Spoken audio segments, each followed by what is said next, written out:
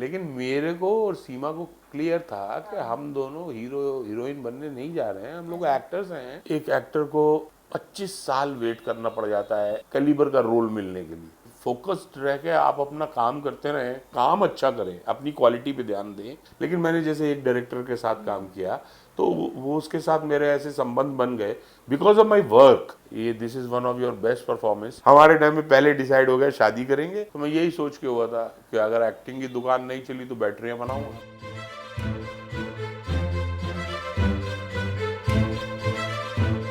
नमस्कार, मैं नम्रता दुबे। अक्सर जब हम फिल्म देखते हैं तो हीरो हीरोइन या खलनायक पर हमारा ध्यान बखूबी जाता है, लेकिन कहीं ना कहीं फिल्म की कड़ी पर हम ध्यान नहीं देते।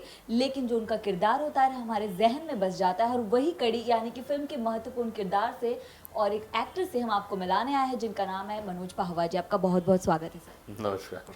मनोज जी, मैं सबसे पहले यही जानना चाहती हूँ कि आपकी कई सारी फिल्में मैंने देखी हैं और कुछ किरदार जहन में बस जाते, जैसे मैंने शुरुआत में बताया। तो इस इतने बड़े करियर की शुरुआत कैसे हुई, कैसे आपके दिमाग में आया कि अब मुझे एक्टर बनना है, वो भी कामयाब एक्टर? मैं दिल्ली से हूँ और दिल्ली में मेरे फादर का बिजनेस था। मैं भी घर का बड़ा लड़का हूँ तो मुझे भी वही संभालना था। लेकिन धीरे से स्कूल में स्किट्स वगैरह करने लगा। फिर मोहल्ले में रामलीला कर ली। रामलीला करता था तो उसमें लक्ष्मण का रोल किया।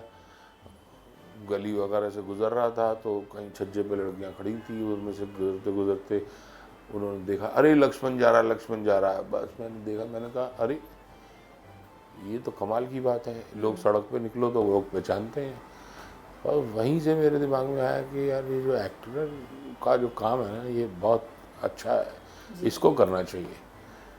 तो परिवार ने किस तरह सपोर्ट किया? परिवार वाले तो वैसे ही रिएक्ट करेंगे, और वो भी उस ज़माने की बात जी है, आज जी से जी। 80 79 तो उन्होंने मना किया, कोशिश की कि इसको समझाएं। लेकिन एक बार दिमाग में बात घुस गई तो फिर वो घुस गई, तो फिर मैं पूरी तरह से डिवोटेड हो गया थिएटर में। थिएटर करने लगा मंडी हाउस में, और थिएटर करने लगा तो फिर पूरी तरह से फुल टाइम, और फुल टाइम करके फिर मैं दिल्ली दूरदर्शन, दिल्ली रेडियो, और वहाँ पे ऑडिशन दे के वहाँ से अप्रूव हो गया।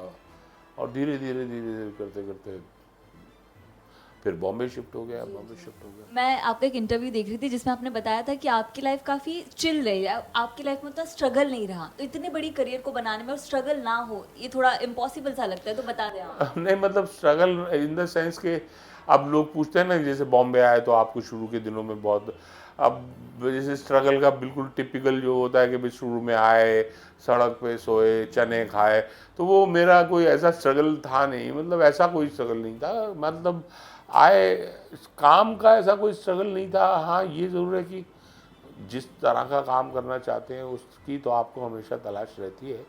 हाँ ऐसा कुछ नहीं था, क्योंकि आए तो आते ही सीरियल्स टेलीविज़न का काम था, काम आते ही करने लग गए, करते रहे। आते ही सीरियल्स, बंजारा गेस्ट हाउस, और उसके बाद अनुभव सिन्हा का सीरियल शिकस्त, हिमांशु धुलिया का सीरियल हम बम्बई नहीं जाएंगे, सी हॉक्स, एक के बाद एक सीरियल करते गए। तो ऐसा वो नहीं था कि कोई बहुत। तो जैसे कि आपको हमने फिल्मों और टीवी सीरियल्स में देखा है कि आप ज़्यादातर आपने कॉमिक किरदार निभाया, तो जी आपको अंदर से ऐसा कभी फील नहीं हुआ कि मेरे पास और भी कैपेबिलिटीज़ हैं लेकिन उसको इस्तेमाल नहीं किया गया फिल्मों में, और सिर्फ मैंने कॉमिक रोल ही ज़्यादा किया गया, वो उसी में लोग देख पाए मुझे?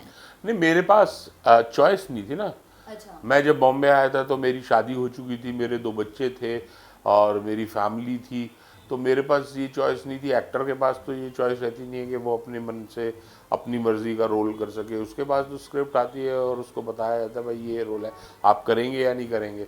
अब बम्बई जैसा महंगा शहर है, उसके अंदर घर है, घर का किराया भी देना है, बच्चे भी पालने हैं, उनकी पढ़ाई भी है, स्कूलिंग भी है। तो आपको जैसे रोल्स ऑफर हो रहे हैं, या तो आप ये ठान लीजिए कि भाई ये जो कॉमेडी कॉमेडी के रोल हैं ये मैंने बहुत कर लिया, अब मेरे पास जब तक कोई दूसरा अच्छा रोल नहीं आएगा मैं काम नहीं करूँगा, घर पे बैठ जाइए। लेकिन आपको फैमिली भी चलानी है, अच्छी गाड़ी भी रखनी है, अच्छा स्टैंडर्ड भी मेंटेन करना है, तो फिर आप वो जैसे ऑफर हो रहे हैं वही करना पड़ता है आपको। अंदर से तो एज एन एक्टर आपकी ख्वाहिश होती है कि आपको कोई डिफरेंट रोल मिले, लेकिन इंतज़ार करते हैं आप, साथ में उसकी कमी को पूरा करने के लिए थिएटर करते हैं।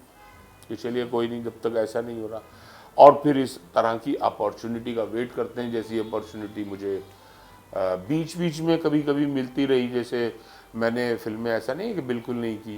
अनुभव सिन्हा के सीरियल थे, जैसे सी हॉक्स था, उसमें मैंने विलन का रोल किया। उनका सीरियल शिकस्त था, उसमें विलन का रोल किया। एक फिल्म आई थी बीइंग साइरस, उसमें मैंने नेगेटिव कैरेक्टर किया था। डेढ़ इश्कियाँ एक फिल्म आई थी, उसमें मैंने डिफरेंट कैरेक्टर किया था।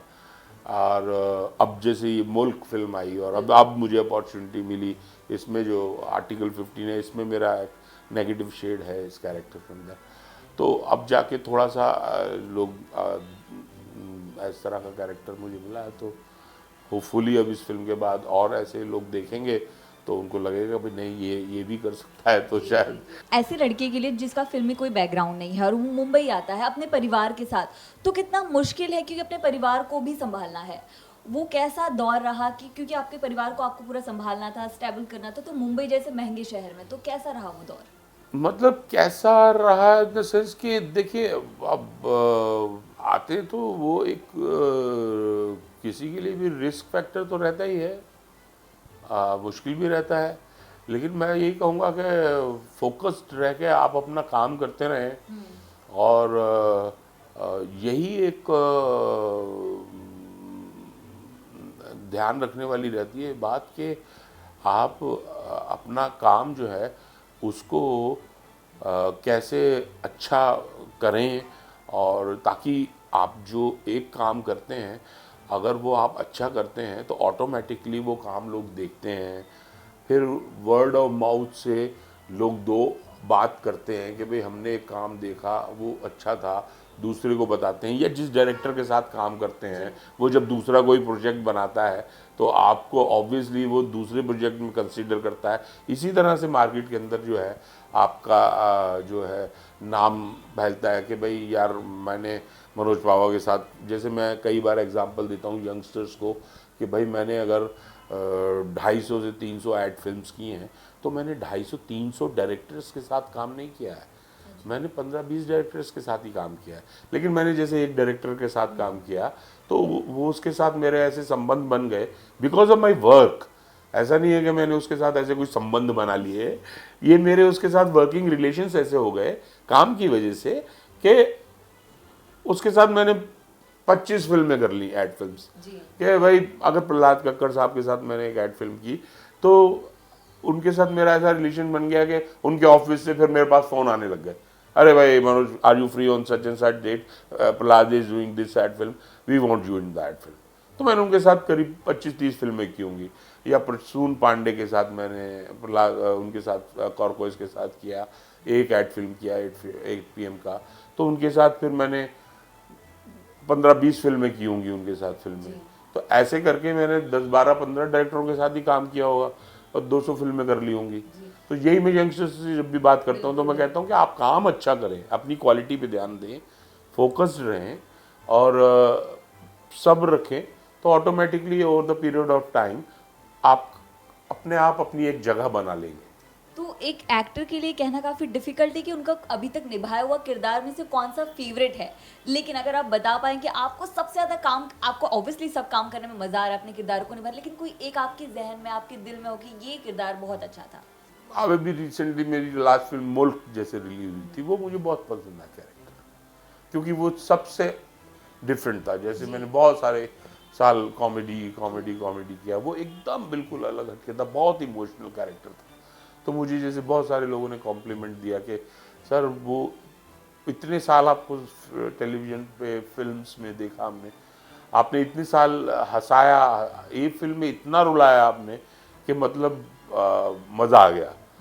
तो बहुत मज़ा आता है मुझे उस फिल्म के बारे में जब आपने लोग बात करते हैं। चैलेंजिंग फिल्म की बात की तो मुल्क हो गई, आर्टिकल 15 हो गई, तो इसमें अलग तरह के आपके किरदार थे। आपकी वाइफ जो सीमा जी हैं वो भी एक बेहतरीन अदाकारा हैं, जी, बिल्कुल। तो उनकी तरफ से किस तरह का आपको एक रिएक्शन और बेहतरीन एक कॉम्प्लीमेंट मिला हो, आपको याद हो जो?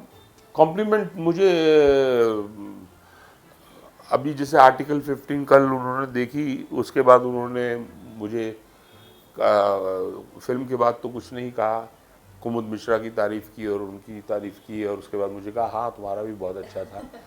लेकिन आज सुबह की फ़्लाइट से उनको जाना था, बाला फिल्म की शूटिंग है उनकी, आयुष्मान खुराना के साथ ही थी। तो सुबह आयुष्मान भी गया, वो भी गई सुबह फ़्लाइट में, वो लखनऊ में कानपुर में शूटिंग कर रहे हैं। उनका फिर मैसेज आया, अच्छा। तो उन्होंने कहा मैं कुछ कह नहीं पाई, बट मैं ऑलमोस्ट रोना चाह रही थी। ये this is one of your best performance.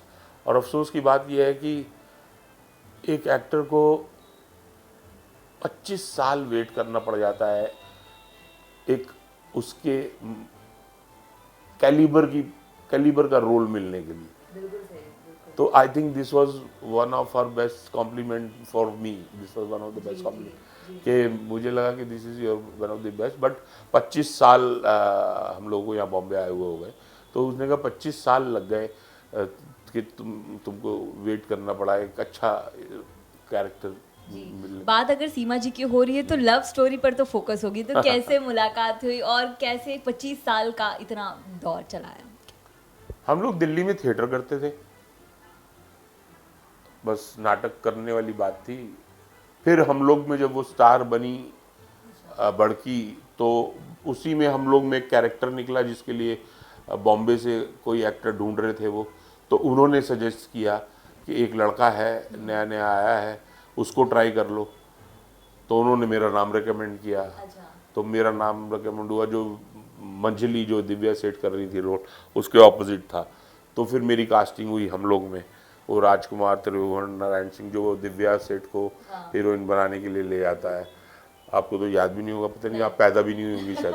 80 नहीं, हमने रिपीट टेलीकास्ट जो है अवेलेबल है वो देखा है जी। 82 83 की बात है। तो उस तरह से उन्होंने मेरा नाम रेकमेंड किया, तब भी कुछ नहीं था, और हम लोग भी किया। उसके बाद फिर हम और थिएटर भी किया। 84 में हमने एक साथ में नाटक किया था आधे अधूरे, जिसमें लीड में हम दोनों थे। सावित्री का रोल वो करती थी, उनके हस्बैंड का रोल मैं करता था। वहाँ फिर हम दोनों को कुछ थोड़ा हमारी इसके पहले कुछ नहीं था। उसे ना साथ में सिर्फ को वर्क एज ए कुलीग काम करते थे, थिएटर करते थे साथ में। फिर हम लोग में भी किया साथ में, बट तब तक नहीं था। उसके बाद हमने नाटक किया आधे अधूरे का शोज काफ़ी हुए, दिल्ली में हुए, कानपुर में आईटी कानपुर हुआ, फिर ट्रैवल भी किया, भोपाल जबलपुर इंदौर, इधर उधर काफ़ी ट्रैवलिंग हुई। उस प्ले के दौरान हम दोनों का थोड़ा सा केमिकल लूचा हुआ। फिर हम लोगों ने डिसाइड किया कि हम दोनों, उन दिनों वैसा वो था, प्रपोजल नहीं था किसी का कि वो इशारों इशारों में और दिल की बात हो गई। हमारे टाइम पे ऐसा नहीं था कि जी पहले रहेंगे दोस्ती करेंगे, फिर डिसाइड करेंगे कि शादी होगी या लिविंग रिलेशनशिप। हमारे यहाँ तो उस टाइम पे ऐसा था कि हम लोगों के बीच में कुछ ऐसा हुआ, हम दोनों एक कॉफ़ी शॉप में गए, तो हम दोनों ने बैठ के सीधी सी बात की कि भाई आपको ऐसा कुछ फील हो रहा है? सीमा ने कहा हाँ मुझे फील हो रहा है। मैंने कहा हाँ मुझे भी फील हो रहा है। तो दो बात के बाद तीसरी बात ये थी, तो हम दोनों शादी कर लें। अच्छा। तो सीधी सी बात, छोटी सी लव स्टोरी। बस। तो उसके बाद ये हो गया कि डिसाइड हो गया कि हम दोनों शादी करेंगे। उसके बाद हमने घूमना शुरू किया। आज की तारीख की तरह नहीं कि पहले घूम लो, लिविंग रिलेशनशिप कर लो, फिर उसके बाद शादी करेंगे।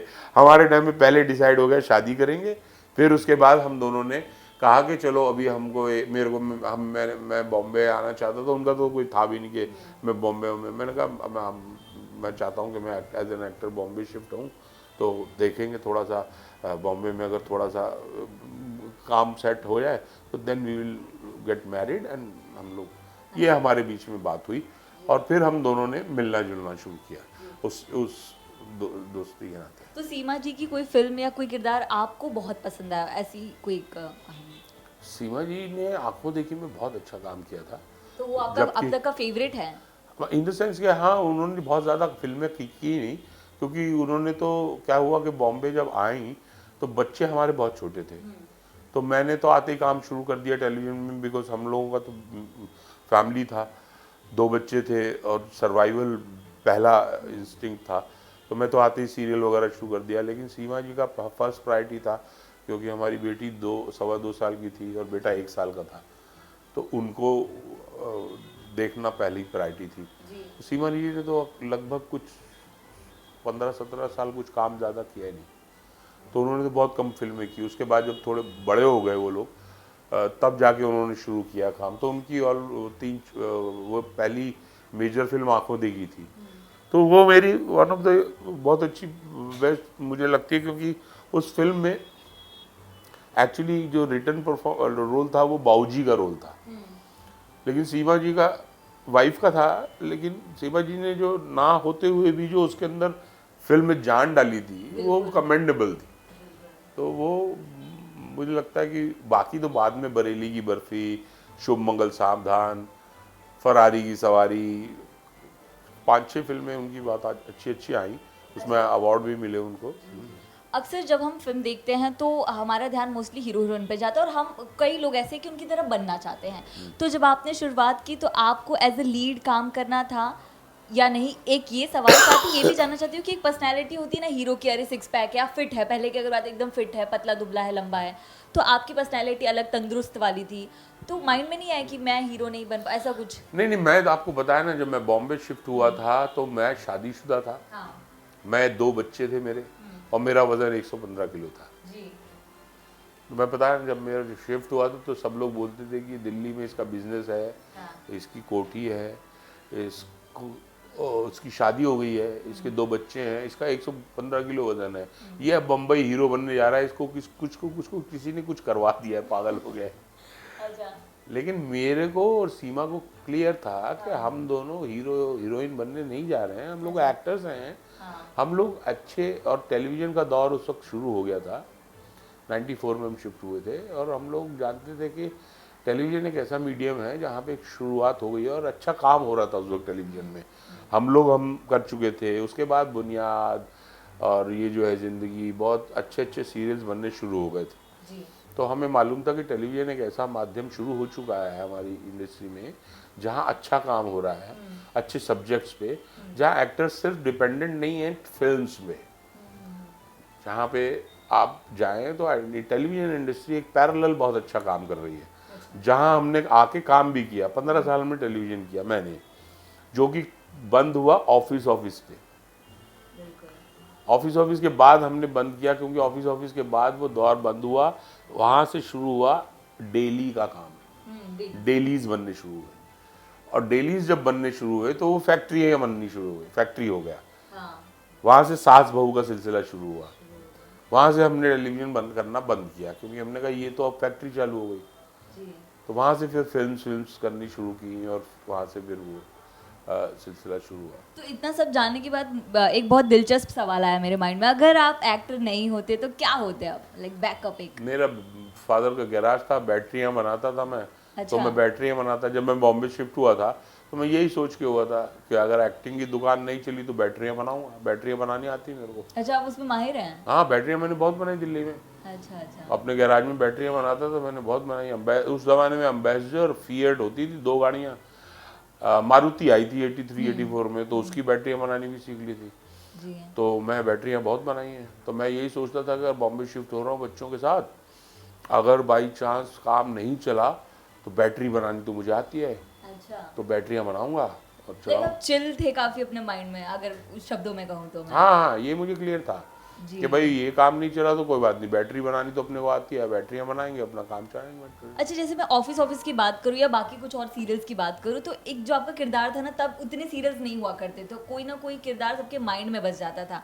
तो कभी आपके किसी फैन ने या किसी ने उसी किरदार पर आपको पहचाना है, उसी नाम से पुकारा है, आज भी ऐसा हुआ है कभी? जैसे भाटिया जी का किरदार या ऐसा कुछ? हाँ, पहले बुलाते थे ना मेरे को लोग, अभी भी कई बार बुलाते हैं सड़क पर, भाटिया जी समोसे लाएंगे आपके लिए। अच्छा।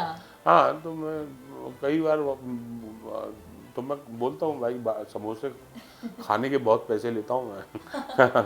अच्छा, आप इतना वक्त बीत चुका है, एक चीज़ अगर आपने ऑब्जर्व की होगी कि ऑडियंसेस के जो नज़रिए में बदलाव आया है, अब कंटेंट फिल्मों का दौर है, ऐसा लग रहा है कि आपको ऐसा लग रहा है कि स्टार पावर खत्म होता जा रहा है और कंटेंट फिल्मों का दौर चल रहा है, इस पर आप क्या कहेंगे? स्टार पावर कभी ख़त्म नहीं होगा, स्टार्स तो हमारे रहेंगे ही रहेंगे, और स्टार्स रहने भी चाहिए। स्टार्स का अपना करिश्मा रहता है, लेकिन ये अच्छी बात है कि ऑडियंस जो है कंटेंट ड्रिवन फिल्मों को भी पसंद कर रही है। अच्छा। और उनको भी एक्सेप्ट कर रही है, क्योंकि लोग जो यंगर जनरेशन है वो क्या, उनका एक्सपोजर जो है एक बटन पे वो दुनिया देख रही है, तो उनको अब ये है कि आप बेवकूफ़ नहीं बना सकते। बिल्कुल। अभी वो बहुत हो गया कि क्या तुझे देखा तो ये जाना सनम, अब कब तक देखते रहेंगे, है ना। तो उनको नई चीज़ चाहिए, कुछ नया ड्रामा, मतलब कुछ कंटेंट चाहिए।